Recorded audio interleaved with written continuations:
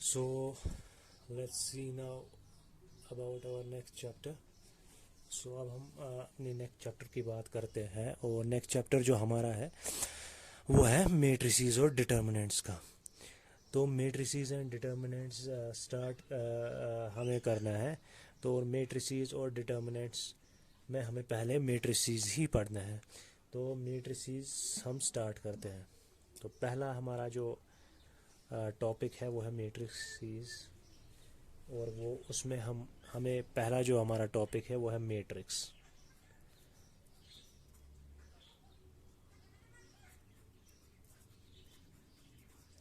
तो मैट्रिक्स होता क्या है?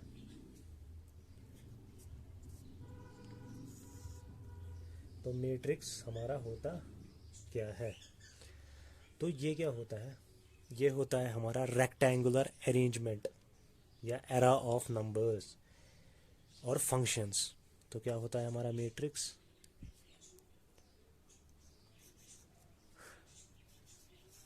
रेक्टेंगुलर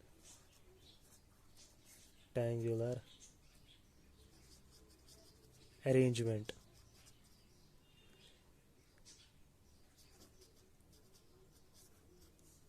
ऑफ, या तो नंबर्स हो सकते हैं या तो फंक्शंस हो सकते हैं, ऑफ नंबर्स और फंक्शंस। तो नंबर्स और फंक्शंस का जो रेक्टेंगुलर अरेंजमेंट है उसको हम मैट्रिक्स बोलते हैं। ठीक है। और जो नंबर्स और फंक्शंस होते हैं उनको एलिमेंट्स कहते हैं। जो नंबर्स और फंक्शंस हमारे होते हैं इनको क्या बोलते हैं इनको हम बोलते हैं एलिमेंट्स ऑफ मैट्रिक्स। क्या बोलते हैं इनको? Elements of matrix. तो उनको बोलते हैं हम एलिमेंट्स ऑफ मैट्रिक्स। जो ये नंबर्स और फंक्शंस होते हैं इनको बोलते हैं हम एलिमेंट्स ऑफ मैट्रिक्स। तो मैट्रिक्स को हम डिनोट करते हैं कैपिटल लेटर्स से। Matrix is denoted by capital letters, और जो एलिमेंट्स होते हैं उनको हम स्मॉल लेटर से डिनोट करते हैं। तो एलिमेंट्स को हम स्मॉल लेटर से डिनोट करते हैं और मैट्रिक्स को कैपिटल लेटर से डिनोट करते हैं। तो अगर हमें फॉर एग्जांपल एक मैट्रिक्स लेना होगा ए, तो रेक्टेंगुलर अरेंजमेंट अभी मैंने बोला, तो एक मैट्रिक्स है 1 2 4 7 8 9 6 7 8। तो रेक्टेंगुलर अरेंजमेंट ऑफ नंबर्स, तो ये डबल ब्रैकेट्स यहाँ पे और इसमें नंबर्स कुछ, तो ये मैट्रिक्स कहलाएगा, और ये इसके एलिमेंट्स है इस मैट्रिक्स के। ठीक है। तो ये इतना मैंने आपको सिखा दिया है कि ये रेक्टेंगुलर अरेंजमेंट होता कैसे। ऐसे भी कोई मैट्रिक्स हो सकता है, B is equal to B भी कैपिटल लेटर से मैंने डिनोट किया, और ऐसे हो सकता है sine x, cos x, tan x और कॉट एक्स। ऐसे भी कोई मैट्रिक्स हो सकता है। ये फंक्शंस है यहाँ पे, और ये नंबर्स यहाँ पे मैंने नंबर से एक मैट्रिक्स बना दिया। ठीक है। तो ऑर्डर, इसके बाद हम ऑर्डर्स की बात करते हैं। मैट्रिक्स में ऑर्डर क्या होता है?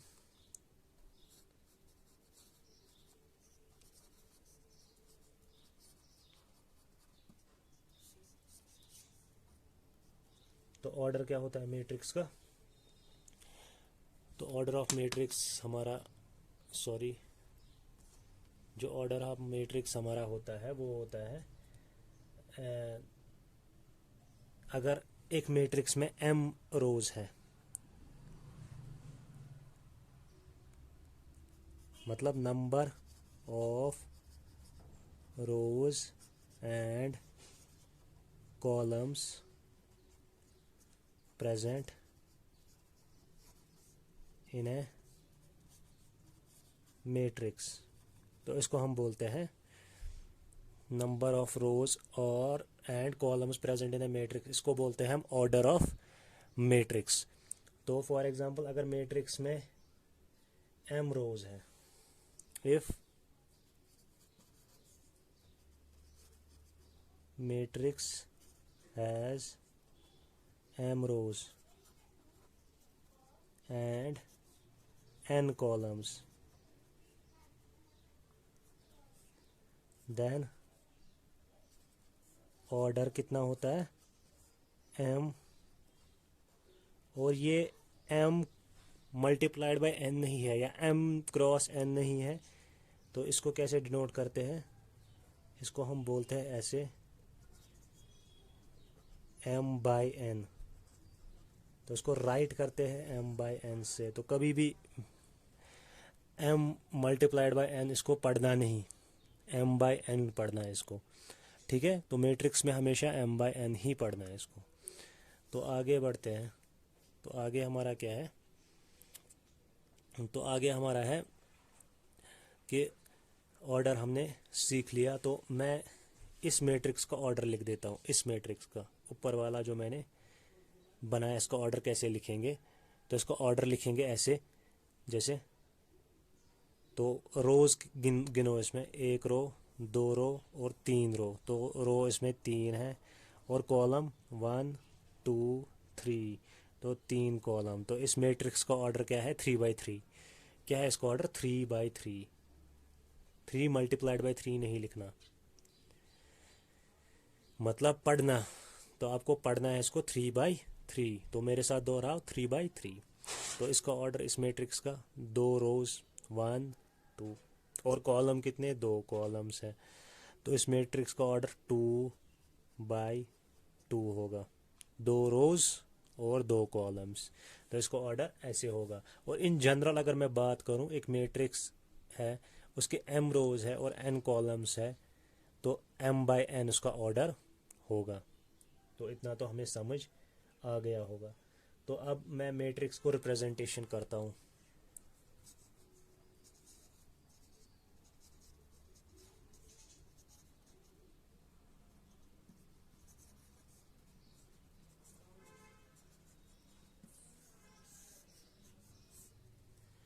तो रिप्रेजेंटेशन ऑफ मैट्रिक्स, तो मैट्रिक्स को हम रिप्रेजेंट कैसे करते हैं, तो इसकी 2 फॉर्म्स है। एक तो हम इसको किस फॉर्म में लिख सकते हैं, बड़े फॉर्म में लिख सकते हैं, और दूसरा कॉम्पैक्ट फॉर्म में इसको लिख सकते हैं। तो पहले मैं आपको बड़ा वाला फॉर्म ही दिखाऊंगा और उसके बाद कॉम्पैक्ट फॉर्म में हम चलेंगे। तो बड़ा वाला फॉर्म हम कैसे लिखेंगे एक मैट्रिक्स का, तो वो ऐसे लिखते हैं,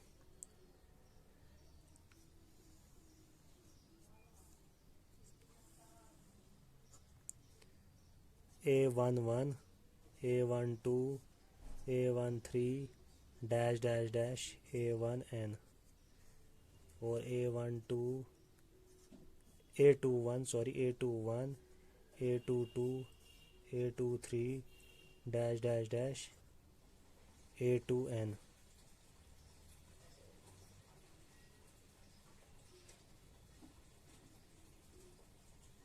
और अगर मैं यहाँ पे इन जनरल बात करूँ, AMN होगा यहाँ पे, और यहाँ पे ये A21 है, फिर A31 होगा, A41, तो AM1 होगा, AM2 होगा, AM3 होगा, और ऐसे होगा। और इसका ऑर्डर इस मैट्रिक्स का m बाई n है।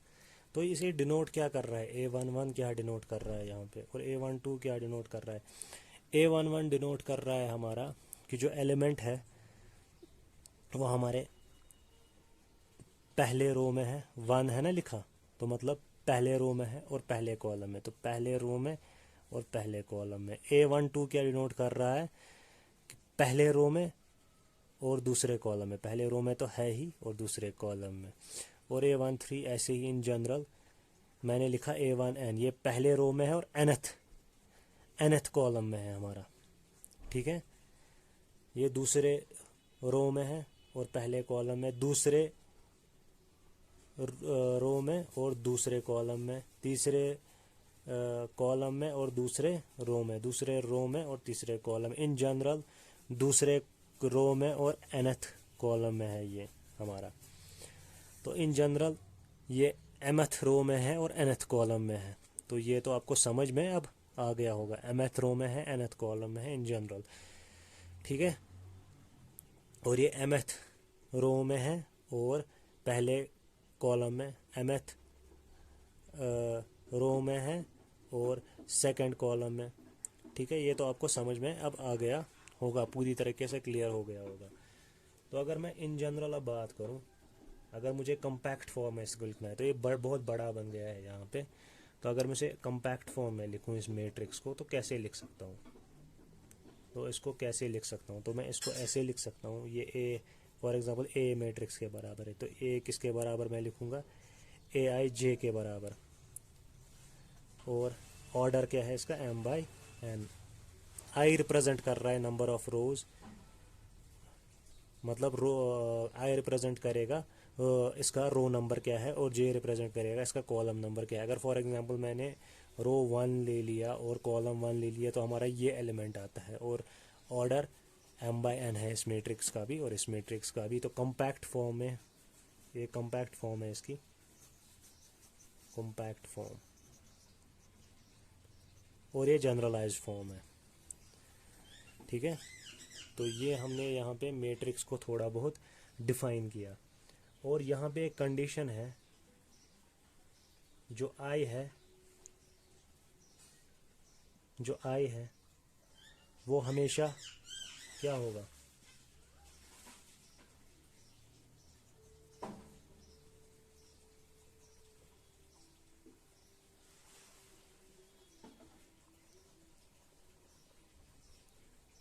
और ये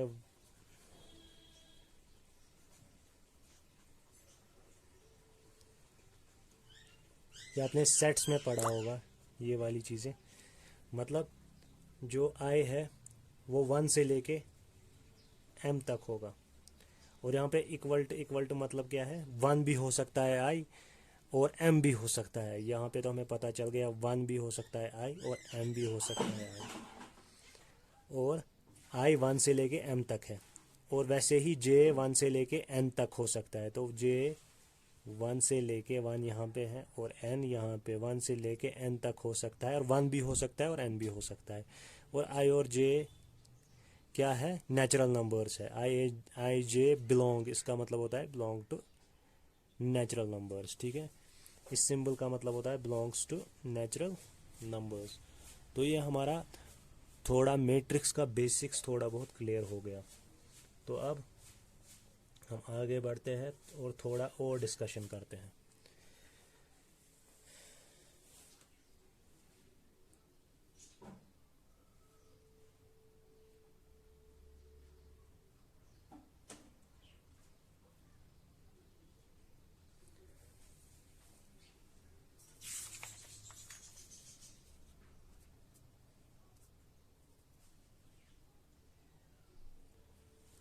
तो अब है हमारा अगला टॉपिक टाइप्स ऑफ मैट्रिक्स का।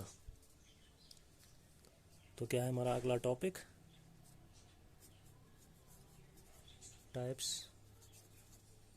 Of matrix.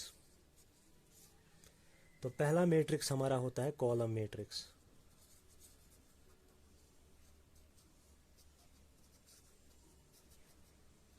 तो कॉलम मैट्रिक्स क्या होता है? Matrix having only 1 column. Matrix having only 1 column. For example हमारा एक मैट्रिक्स है ए, और ऐसे है 1 2 3। तो इसका आप ऑर्डर लिख सकते हो। देखो, 1 रो, 2 रो और 3 रो। तो रो तो 3 है और कॉलम हमारा कितना है? एक ही कॉलम है। तो 3/1 होगा इसका ऑर्डर। और इसमें एक ही कॉलम है, तो मतलब ये हमारा कॉलम मैट्रिक्स कहलाएगा। तो इसके बाद रो मैट्रिक्स, खुद ही बोलो अब रो मैट्रिक्स क्या होगा।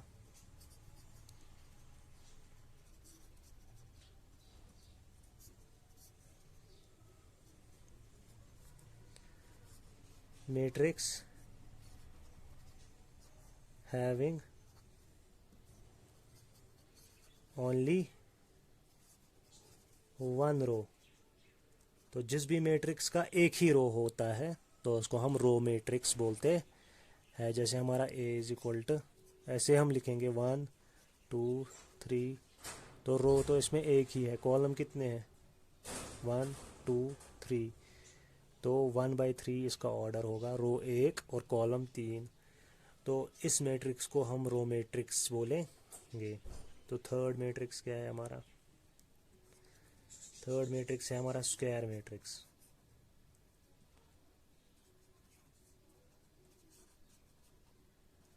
स्क्वायर मैट्रिक्स क्या होता है, if number of rows and columns are same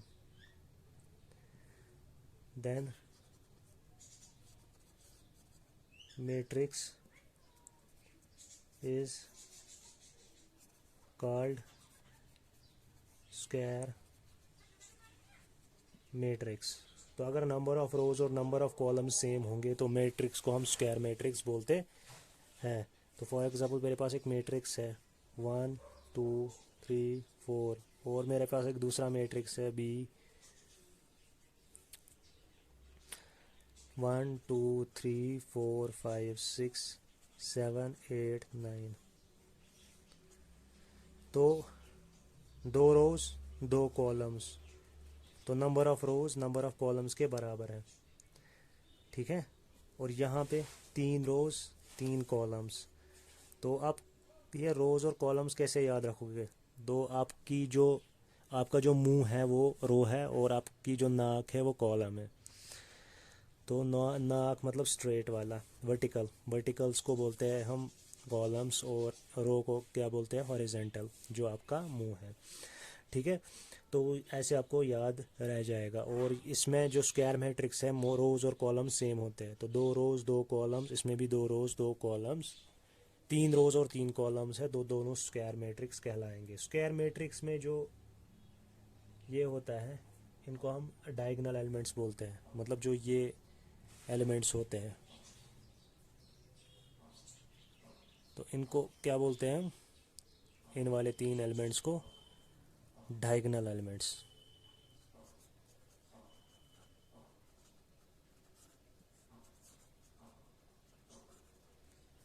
तो 1 यहाँ पे डायगोनल एलिमेंट्स कौन कहलाएगा, ये 2,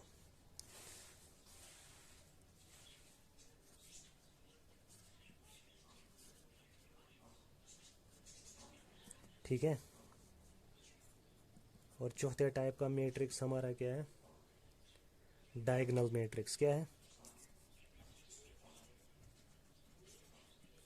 diagonal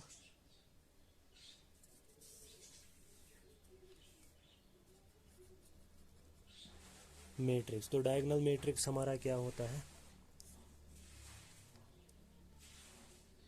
if non diagonal elements are 0, if non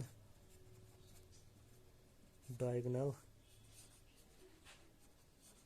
elements then matrix is called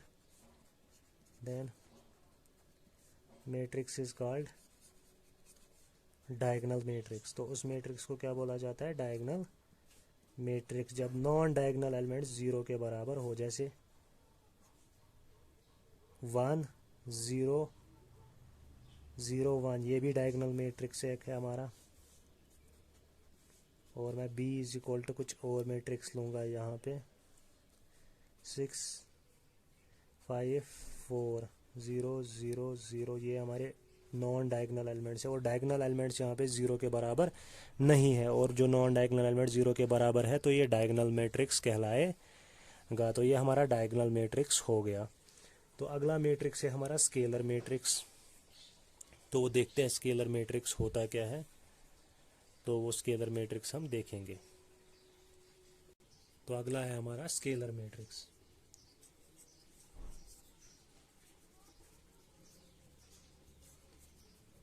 तो स्केलर मैट्रिक्स क्या होता है? when diagonal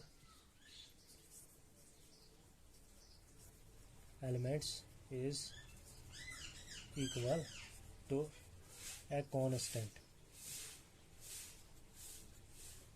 in diagonal matrix। तो डायगोनल मैट्रिक्स में अगर डायगोनल एलिमेंट्स कांस्टेंट होगा तो हमें स्केलर मैट्रिक्स मिलेगा। जैसे a इज इक्वल टू √3 0 0 0 √3 0 0 0 √3, मतलब जो हमारे यहाँ पे डायगोनल एलिमेंट्स है वो एक कांस्टेंट √3 के बराबर है। तो ये कौन सा मैट्रिक्स हमारा कहलाएगा? तो ये हमारा स्केलर मैट्रिक्स कहलाएगा। ठीक है। तो अगला कौन सा है हमारा? तो अगला है हमारा आइडेंटिटी मैट्रिक्स।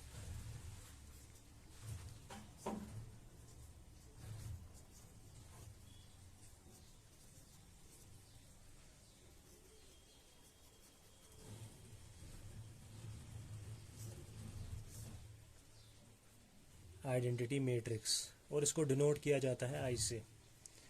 तो उसको डिनोट किससे किया जाता है? यहाँ पे मैं लिख देता हूँ। तो उसको डिनोट किया जाता है आई से। तो इसमें क्या होता है? When diagonal elements is equal to 1, जब डायगोनल एलिमेंट 1 के बराबर हो तो वो कहलाता है हमारा आइडेंटिटी मैट्रिक्स। तो यहाँ पे ए हमारा है फॉर एग्जांपल ऐसे,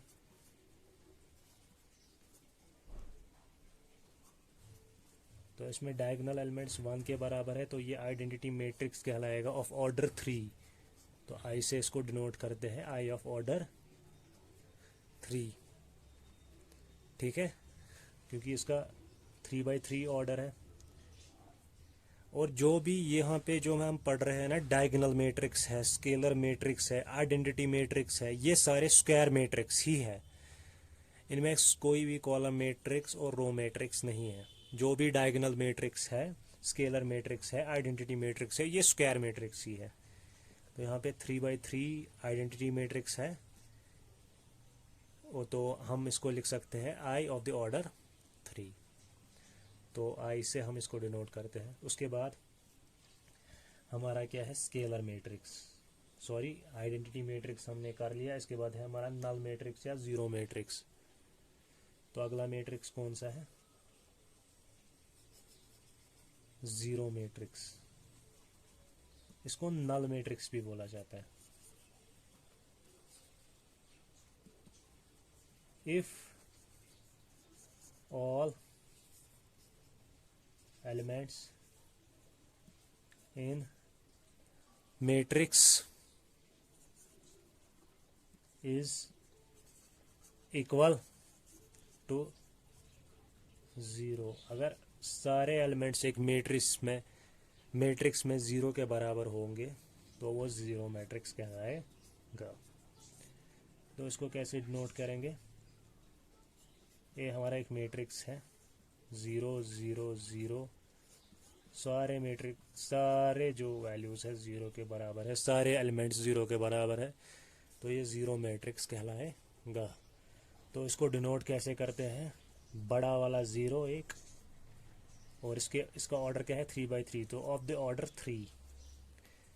ठीक है, तो ऐसे भी डिनोट किया जा सकता है। तो ये null matrix of the order 3, क्योंकि इसका ऑर्डर 3/3 है, क्योंकि स्क्वायर मैट्रिक्स है। ऑर्डर तो 3, रो भी 3 है, कॉलम भी 3 है, तो इसको ऐसे डिनोट करते हैं। और आइडेंटिटी मैट्रिक्स को भी ऐसे ही डिनोट करते हैं आई ऑफ द ऑर्डर 3, क्योंकि 3/3 है। और 2/2 अगर होगा तो 2/2।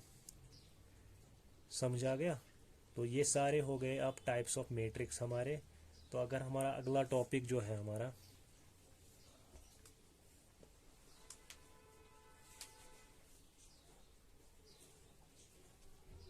तो अगला टॉपिक है हमारा इक्वालिटी ऑफ मैट्रिक्स।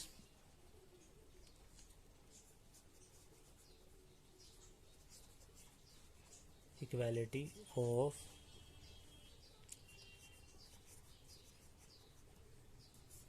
तो क्या होता है equality of matrix? Two matrix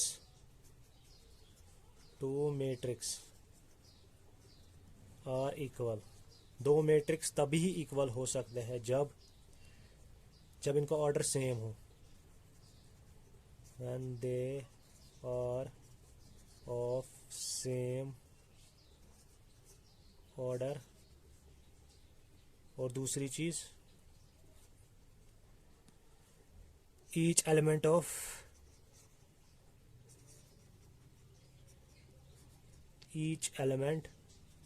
A is equal to corresponding element of B। तो इसका मतलब क्या है, मैं दिखाता हूँ अभी।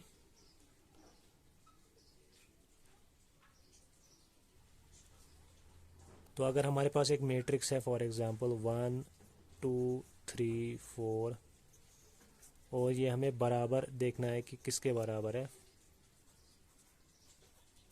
तो इसके बराबर होगा क्योंकि यहाँ पे इसका ऑर्डर है रो और कॉलम 2 है, तो 2 by 2 इसका भी ऑर्डर, इसका भी ऑर्डर, तो सेम ऑर्डर है। तो पहली कंडीशन तो हमारी सेटिस्फाई कर गई, ऑर्डर सेम है। और दूसरा 1 के बराबर, 2 के बराबर, 3 के बराबर, 4 के बराबर, तो ये इक्वल हमारे दो मैट्रिक्स क्या होंगे, इक्वल होंगे दो मैट्रिक्स।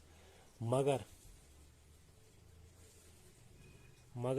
अगर ऐसा कुछ होता 1 3 2 4 और यहाँ पे ऐसे होता 1 2 3 4, ये भी 2 by 2 का ऑर्डर, ये भी 2 by 2 का ऑर्डर, बट यहाँ पे 1 = 1 है, 3 = 2 नहीं है, 3 = 2 नहीं है, तो ये मैट्रिक्स तो इक्वल नहीं है।